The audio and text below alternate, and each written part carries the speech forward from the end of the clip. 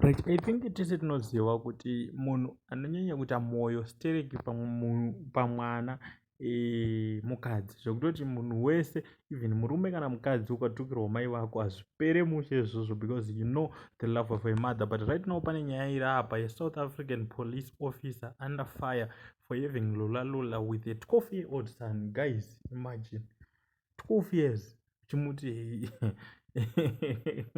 saka ndiro vhidhiyo riri kutenderera mastreets, ndo nyaya yandauya nayo nhasi. Let's talk about this in the comment section. Don't just view and go, guys.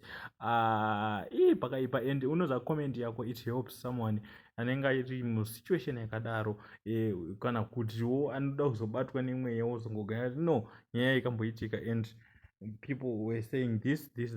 So right, nyaya iyi yakamira so mukadzi uyu ndewekuSouth Africa, ipolisi yekuSouth Africa. So nyaya iri kutenderera, nyaya iri kupisa ndeyekuti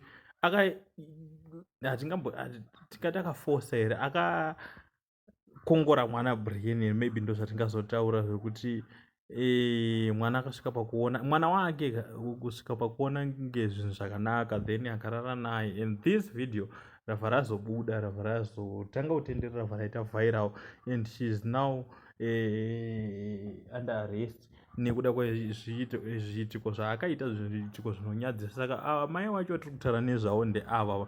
It's unfortunate hatikwanisa kubudisa hedu face yemwana kana vhidhiyo racho panapa, because haishubu inotikwadza. Saka ndo nyaya yandoda kuita se yada kuupdatai nyaya iri kutenderera, guys. Pakaipa. Let's talk about it in the comment section. Tell us what you think. Zviriko here, zvinoitika here, kana kuti kutopenga. Saka iri ndo picture revhidhiyo racho. Rinofunga kutsinzinira uko kune vanhu vati kurei muzvinhu zvacho vanokuziva kuti kunoitika papi. Saka vhidhiyo racho haratenderera zvekuti 98,000 vatoona, asi mafans eBombshell Television hangoti hamungazosare. So thank you for watching.